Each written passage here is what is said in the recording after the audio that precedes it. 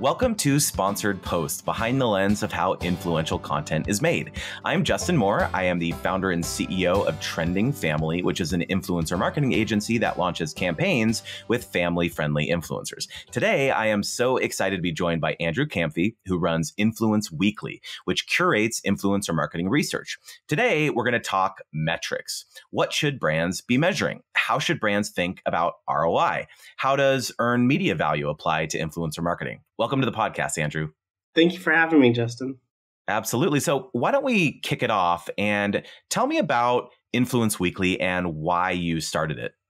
Yeah, so about 2 years ago, I was personally working in an agency, in an influencer marketing agency that was doing brand deals. And we did pretty big brand deals, like $250,000 deals. And my job specifically was pricing and analytics, meaning I created the models and like the math calculations to figure out where should we be spending our money. I organized data, managed the data between the marketer and the influencers.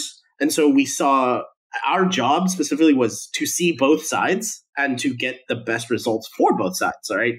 We had a very clear mission, not just to make profit, but also to make sure that the creators and influencers we were working with were handled well, that they were not doing something out of their league or out of their content world. So I uniquely was seeing both sides, and I really wanted to educate myself, learn more about this industry itself, but also just like figure out, am I doing this right? What are my benchmarks? And so I started putting together about 2 years ago, maybe like 2.5 years ago, a bunch of resources like blogs and newsletters out there about marketing, about influencers, about creators, and realized two things. One, there was a lot. There was about 70 resources in total, my first gathering period, and that 95% of those were actually, for the lack of a better word, unuseful. And so like the 5% that was useful took me a lot of time to find. And I was like, man, is there something or somewhere that somebody curates just the useful stuff?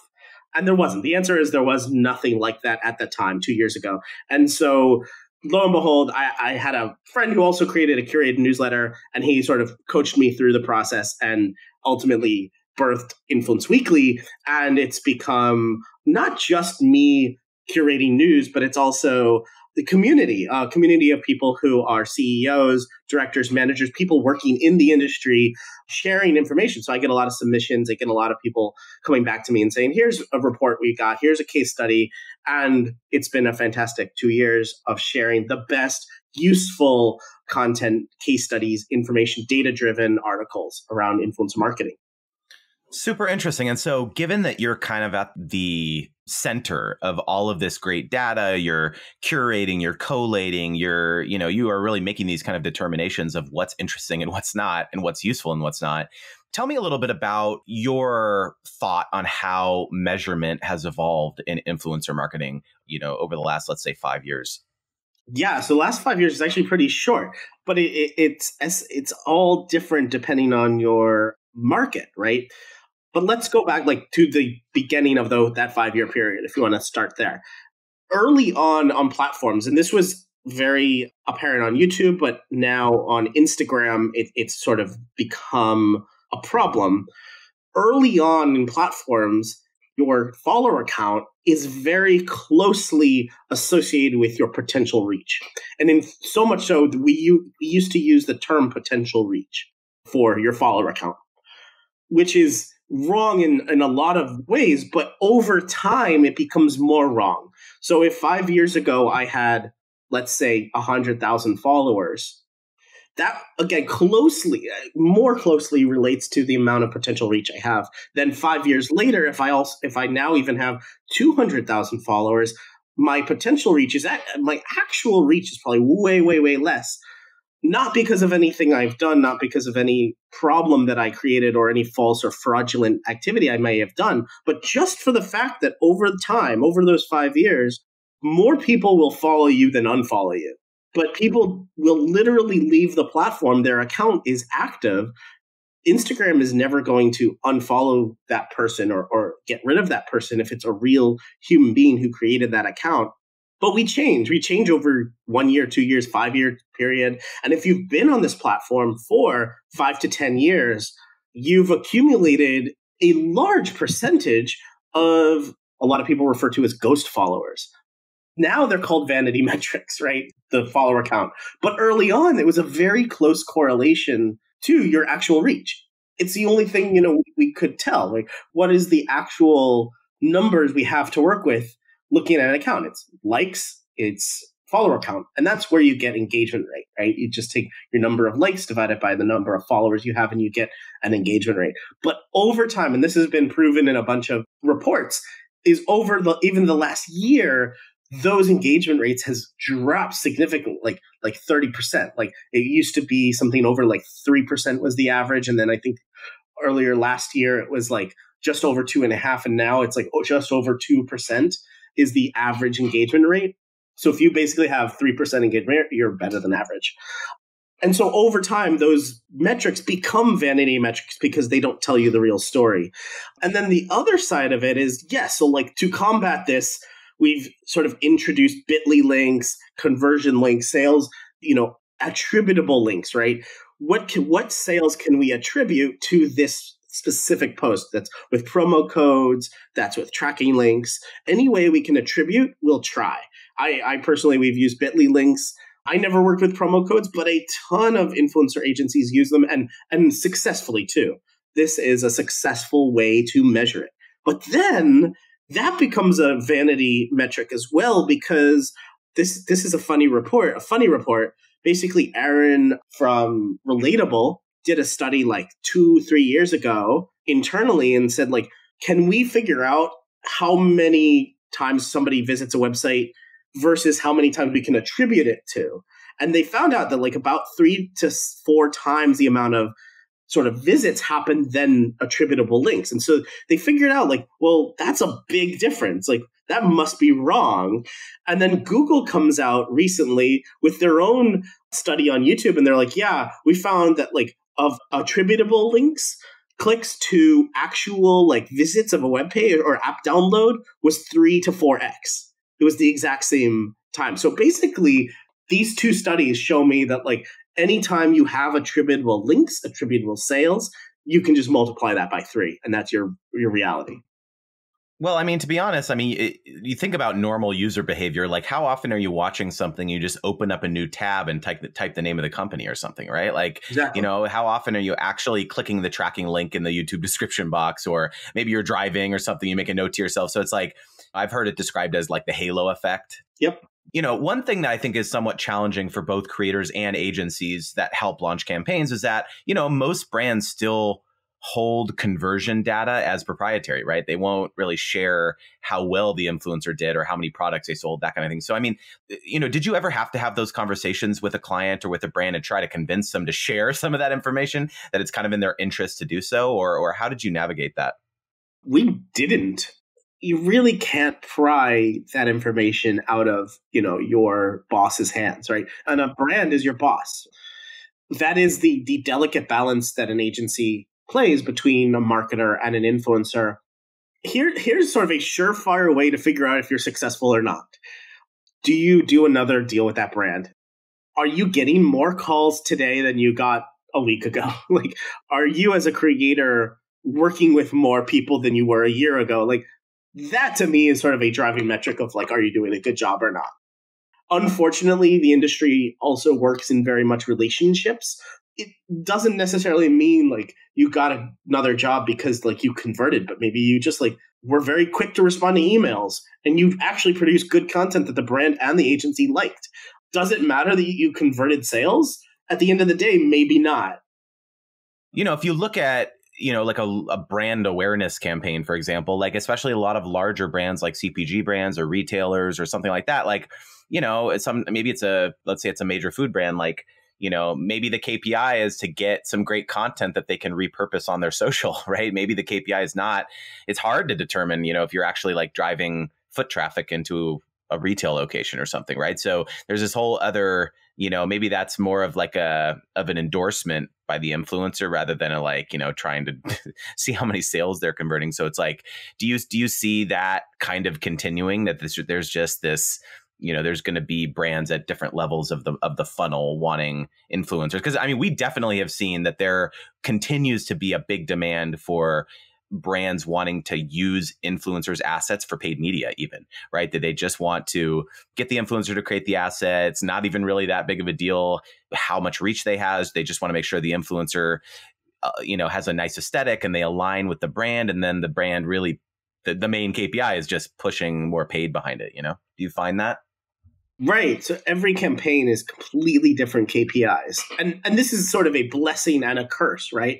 The question might be, when will the industry be standardized? And I say never. Being in this industry for, quite frankly, a very short period of time, I think over the 4 years into being in this industry, there is only more divergent thoughts and divergent KPIs and a more diverse amount of ways that an influencer can work with a brand, right? One of the best campaigns I ever worked on was a social halo for a trailer release of a movie. It's like, what is the KPI for that? Like, right. This movie has, $250 million marketing budget. We are way less in the influencer, around the influencer campaign was way less than, was not even 1%. So yeah, like where do we have to move the needle? It's like, actually, we just need to get a couple of really interesting people who have a very core fundamental connection with this movie and let them do what they do and say, hey, I'm excited about this movie. That's it. It's a 0 or 1 KPI. It's like, did you do it or not? Not a like, how well did you do it? Did we get the people who are at the top of their industry involved with this, connected? And that, I love that, because that's truly not like getting an influencer because of their general total influence. It's getting an influencer of a trend, right? A trend influencer, someone who is the top of their industry, which holds no single metric, right? You can say, okay, they have 100,000 followers or 1 million followers, but like, it doesn't matter. They are the top person. They are the most interesting person and the most loved person of this particular industry. And that's totally different than any metrics will ever tell you. Mm-hmm. And so, I mean, when you talk to traditional PR agencies, I mean, a lot of them still, kind of have that earned media mindset when it comes to exposure and product seeding and that kind of thing. And so what are your thoughts on how EMV, earned media value, applies to influencer marketing in light of some of these things you're mentioning? EMV ends up being a really good metric because it's something that marketers and influencers can agree on. What's even better is it takes a couple of assumptions to get to EMV, so we all know we're like playing on the same field. One, the definition of earned media value is, if I was to place an ad on that platform, how much would it cost to get exactly the same metrics, meaning engagements, impressions, or views, or reach, comments, likes? What would it cost me in real dollars to get that? And that's what earned media value is. So earned media value is not a general term, or it is a general term, but when you get to the metric, it matters what platform you're on. Meaning, the amount of money it takes to place an ad on Instagram is different than on Twitter, is different than on YouTube. And so you really actually, in order to figure out this number, you need to know how much would it cost to buy an ad or place an ad onto these platforms. There's soulmates.ai is a website that offers these metrics. I've been using those metrics to do some of these EMV calculations. There's another company called Tribe Dynamics who uses these metrics and uses them to create reports for their clients of how much earned media value did Revlon get or did Estee Lauder get in the month of May. What's really fascinating is when earned media value can be agreed upon, because it's a stated like number that you can't change. Like, it's how much would it have cost to put this ad on Instagram? And then it helps influencers understand where should they actually be charging as well. You shouldn't charge earned media value. At the beginning, I was like, oh, this is how much influencers should charge. In fact, you should be giving a huge discount to marketers. And there's other ways to make up money there, but like you should be coming in like 3x under or 5x under the earned media value so that there's an actual return on investment for marketers, which is way beyond what they would have spent on an ad.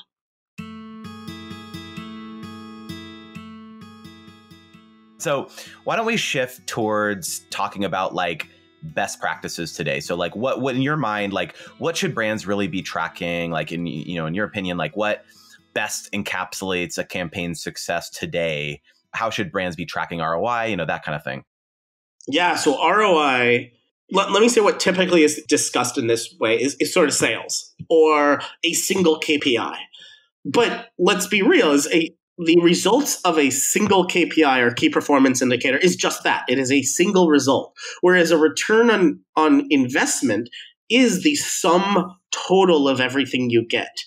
And the sum total is nothing, you cannot debate this. Like, it is not a debatable thing where you just cherry pick like, oh, we wanted the result of this to be more, so this is deemed an unsuccessful. That is a KPI. If you have a key performance indicator and then you say, here, we can determine this as a success or failure based on that, that's what you're doing. But you cannot say that that is your ROI. Your ROI is specifically the sum total of everything you get. And so it is holistically, we're talking, yes, it is the individual stats of a post. It is your traffic, your sales lift, your brand lift, your brand awareness. It is visits to a website. It is the content itself. Like, that is actually discounted a lot in a lot of marketing campaigns where they're really just placing in a pay-per-play situation. They're discounting the fact that they got a new piece of creative.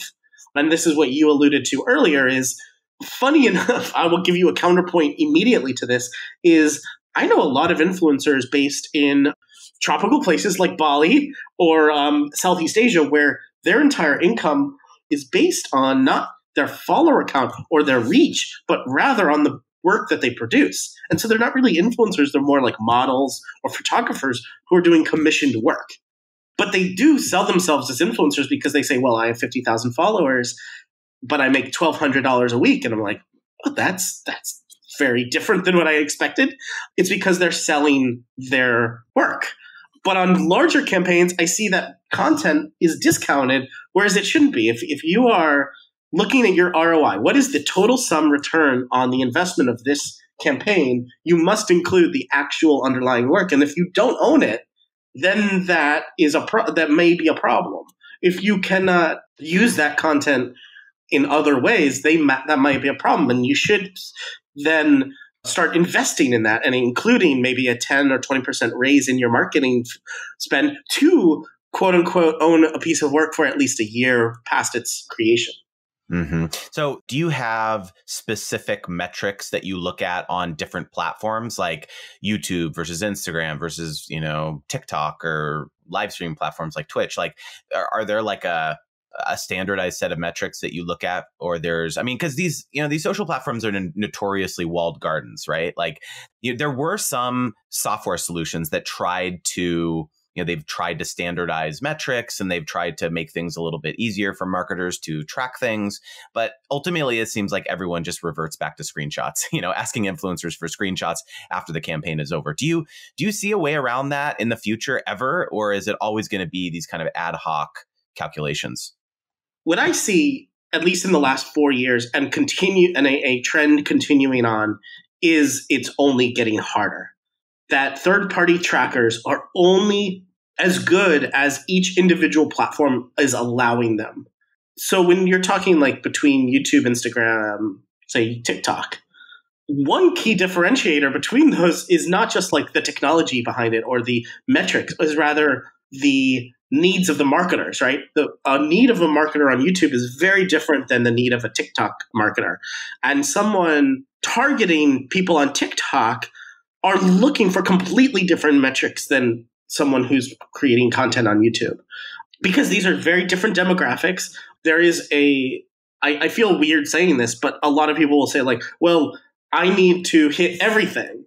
I need to get someone on YouTube, Instagram, Facebook, TikTok. And I'm like, do you really? Like, do you know where your audience is? Do you know, like if you pick me an age range like 25 to 35, they're not on TikTok. If you say 35 to 45, like purchases, they're not on YouTube. Like they're on Facebook. If you say I want to hit like 12-year-old to 15-year-olds, like, oh, they're on TikTok. Whatever you track is based on your KPIs, right? Whatever you want to track. And it's only going to get harder. In fact, I've even seen the Instagram creator profile, even a creator themselves, it doesn't give you the right stats. It doesn't give you all the stats you really want. Unfortunately, the problem is that if these platforms give you the stats you want, then you can game those stats. And in Instagram, YouTube, Facebook, TikTok, they want you to do best practices. They don't want you to game the system. They don't want you to covertly do things badly. They want you to do the best practices and actually bring joy and great content out. So yes, we will be in screenshots forever. And it's only going to get worse because we're adding platforms left and right. I mean, just recently, I heard that a lot of people are going to their VSCO feed to consume content. And so it's like a photographer or someone on Instagram won't be just like their reach isn't just on Instagram. It's going to be, hey, I can get this piece of content. I can A, get it onto my account. B, I can get it regrammed by these 3 accounts. 2, I can get it on my VSCO feed. 3, I can get it to this Facebook group of photographers or photography enthusiasts that's like 1 million people. And so how do you really like capture all of that information without screenshots or just a Google sheet? I mean, is there any technologist on earth right now that even wants to attempt to tackle all of those platforms? No. So to piggyback on what you're saying, I wanted to talk about this Creatorscape report that you put together, which outlines the 639 businesses that run the creator economy, as you put it. And so, this includes like multi-channel networks and marketplaces, brands, talent agencies, merchandise vendors, and so on. Kind of the most striking thing about this infographic and this report to me is how many influencer marketing agencies there are out there. I mean, it looks like there's hundreds on there. So talk about like what differentiates them all to you. And, if we're going to be with screenshots forever and there's going to be so many people in this industry, how are we supposed to navigate this? How are brands supposed to navigate this? Good question. There is no solution whatsoever for that. The influencer agency world is based on sales. Every company I've talked to, every CEO, their main driving growth is through just outbound sales, like educating brands on this is why you should be doing influencer marketing. Here's what we're doing differently than everyone else. Here's what we're doing different, differentiating influencer marketing versus every other marketing venture. The Creatorscape, though, to point out, was meant to look confusing. The point was that a creator right now at this moment in time, it's the best time, by the way, to be a creator. I don't know if you share that feeling. Mm-hmm. Mm-hmm. Right now, beyond a shadow of a doubt, is the best time to be an online digital creator if you're on any platform. If you're a video creator, an audio creator, if you are a musician, if you are a photographer, if you work in writing, any medium whatsoever, barring, I mean, maybe including theater, performance art, probably better now than any other time in the past 500,000, 2,000 years of human existence. It is the best time to be a digital creator. You can get more people seeing a piece of work now than you could have gotten in your entire history, your entire life 100 years ago, or 50 years ago, or 20 years ago. I still remember this stat, sort of this anecdote. I have a friend who is one of the best improv comedians in Los Angeles. And he had been doing stand-up comedy and improv for, at that time, 7 years. And we have a friend who had a YouTube channel, and he guest starred on that YouTube channel in a sketch comedy. And 24 hours after that video went up, more people saw that video than had ever seen him perform live in his entire life in 7 years. It's like this is the power of digital, right? It is the internet is the biggest copy machine in existence, right? The moment you place a piece of work on there, it is now copied an infinite amount of times. And so what I actually created Creatorscape for was to understand, like, what is the actual limit? Like, I sit here and I had helped creators monetize. I was trying to monetize and trying to pick out, like, should I be selling merch, or should I be, selling subscriptions, or should I be selling ads on my content? Like, where should I be spending my time? Where's the biggest ROI for me? Where's the better investment of my time into gaining an audience? Is the per subscriber amount of money I can make on YouTube more than per follower on Instagram? Like, where should I be spending my time? And so I started putting together this infographic to be like, well, let me find the limit. And I found it. Like, 639 companies later, 2/3 of that are influencer marketing agencies. And it was meant to show this is a crazy, chaotic world that is undifferentiated. When you look at the influencer marketing agencies, most of them are undifferentiating. That is a bad thing. Very few of them are pigeonholed. But I see in the future, for the next 5 years, we only get more niche. I mean, there's an agency called Black Girl Digital. It's like, oh, you know exactly what they do. You know who they're for. The amount of LGBT influencer marketing agencies is few and far between, but it is multiple, which is great. It's like, but we need like 10 times more. Influencer agencies over the next 5 years will trend towards whatever the amount of marketers and audience there is, right? If there is a 50% audience of females, there will be 50% of influencer agencies that should be geared towards females. If there's 50% men, there should be 50% of niche agencies should be geared towards men. Unfortunately, women have more buying decisions, make more buying decisions, and have more buying power. So we see like a 60-70% towards that. It's funny. I mean, that was honestly the key insight of why I started Trending Family, was because I didn't really see any other influencer agencies out there focusing on family. And this was at the kind of the outset of a lot of the family vlogger explosion 4 or 5 years ago. So I think you're really right. We're going to see more people go niche, and that amplifies the importance of things like content marketing and SEO and other B2B discovery capabilities for agencies to be able to reach the right brands and agencies who are looking for these types of niche services. Yeah, I think I did attempt to do this. I have like a searchable database of agencies, but I found, unfortunately, that like Google is a better determiner of like, what are you finding what you're searching for? Like if you type in, actually, if you type in like family influencer marketing, does Trending Family come up?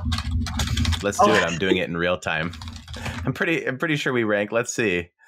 We are on the first page. We are at the bottom of the first page. Fantastic. But like Google's a good search engine. And so I found out like the human behavior of like, yes, I want to go to influencer marketing and I want to search by this term doesn't really like happen a whole lot. You end up saying, I really want to find who has the thumb on the pulse of families. And so really the term that people are going to be searching for is like family bloggers, family marketing, family.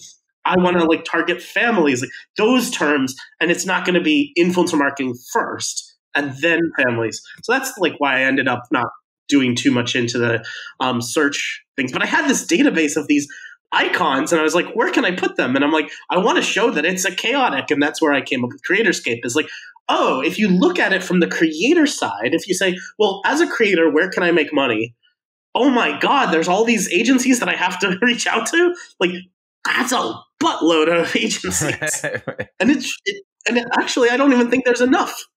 Well, these are complicated and exciting times we're living in, I guess, is the best way to put it. But Andrew, this has been so incredibly fascinating, and I just wanted to thank you so much for joining me today. How can people find you or get a hold of you? I would recommend through my newsletter, Influence Weekly. So the website there is influenceweekly.co, C-O, no M, and no R. A lot of people do Influencer Weekly. It's influence because I talk about not just influencers, but also trends and the data around influence marketing.